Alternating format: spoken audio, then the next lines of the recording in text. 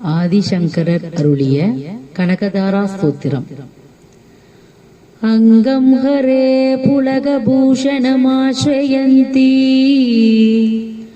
பிருங்காங்கணேவ முகுலாபரணம் தமாலம்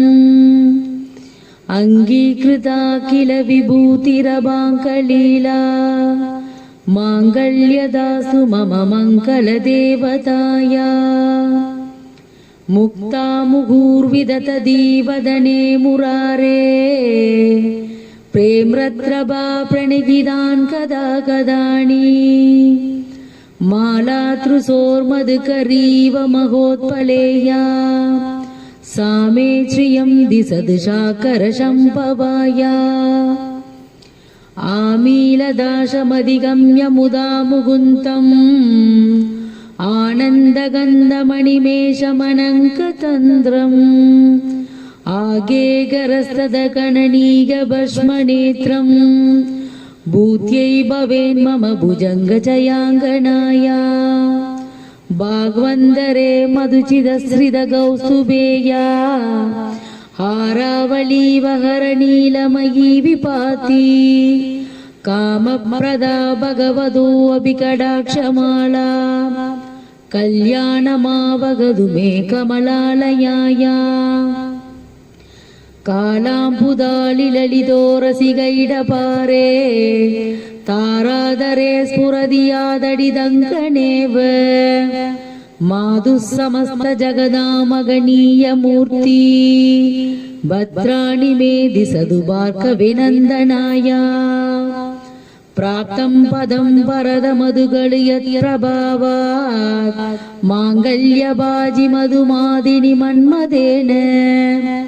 मय्यापदे तदिगमन्त्रमीशनार्थं मन्दालसं च मकरालय कन्यकाया विश्वामरेन्द्रपदविप्रमदान्दशम् आनन्दकेतुरधिगं मुरद्विशोभि ईशन्निशीतदुमयीशनमीशनार्थं मिन्दीवरोदरसहोदरमिन्दिराया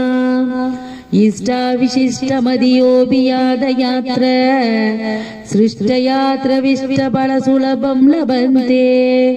दृष्टिभर्गरष्टरकमलोदरदीप्रदिष्टां पुष्टिं करुष्टि मम पुष्करविष्टराया दत्यादयानुभवनोत्पिना पुदारा अस्मिन्न किञ्चन विगङ्गसिषौ विषण्णे दुष्कर्म कर्ममपनीय चिराय दूरं नारायण प्रणयि नयनाम्बुवाग कीर्देवदेदि गरुडध्वज सुन्दरीति शाकम्भरीति शशिशेखरवल्लभेति सृष्टिस्थितिप्रलयकेलिषु संस्थिताय तस्यै नमस्ति भुवनै गुरुस्तरुण्यै श्रुत्यै नमोस्तु शुभकर्मफलप्रसूत्यै रत्यै नमोस्तु रमणीयगुणार्णवायै शक्त्यै नमोस्तु सदभद्रनिकेतनायै पुष्ट्यै नमोस्तु पुरुषोत्तमवल्लभायै नमोस्तु नाळीकनिपाणनायै नमोस्तु दुग्धोदिगजन्मभूम्यै नमोस्तु सोमामृतसोदरायै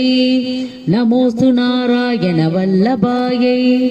नमोस्तु हेमाम्बुजपीडिकायै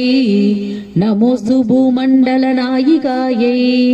नमोस्तु देवादिदयाबरायै नमोस्तु साङ्गायुधवल्लभायै नमोस्तु देव्यै भृगुनन्दनायै नमोस्तु विष्णुगुरस्थितायै नमोस्तु लक्ष्मी कमलालयायै नमोस्तु दामोदरवल्लभायै नमोस्तु गान्त्यै कमलेक्षणायै नमोस्तु भूत्यै भुवनप्रसूत्यै नमोस्तु देवादिविरक्षितायै नमोस्तु नन्दात्मजवल्लभायै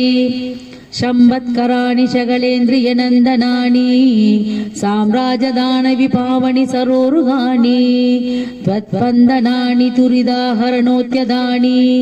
मामेव मादरनि संकलयन्तु मान्ये यत्कडाशसमुपासनाविधि सेवकस्य सकलार्थसम्पत् सन्दनोति वसनाङ्गमानसै त्वां मुरारि हृदयेश्वरिं भजे सरसि जनलये सरोजहस्ते धवलधवां शुगगन्धमाल्यशोभे भगवती हरिवल्लभे मनोज्ञे त्रिभुवनभूतकरी प्रसूदमह्यम् दिग्गस्तभिगणगुम्बमुगावसृष्ट स्वर्वागि विमलचारु जलाप्लुताङ्गिम् भ्रातर्नमामि जगदां जननीमशेष लोकातिनाद गृहिणीम् अमृतातिपुत्रीम् कमले कमलाक्षवल्लभे त्वं करुणापूरतरङ्गितैरवाङ्कै अवलोकय मामगिञ्चनैनां प्रथमं पात्रं मरित्रमं तयाय स्त्वन्ति ये सुबिरमीभिरन्वगं त्रिमयं त्रिभुवनमादरं रमां गुणातिकगुरुधर भाग्यभागिन भवन्ति ते भुवि पुदपावितासाय स्त्वन्ति ये सुबिरमीभिरन्वगं त्रिमयं त्रिभुवनमादरं मादरं रमां गुणातिक गुरुतर भाग्यभागिन भवन्ति ये भुवि पुदपावितासाय।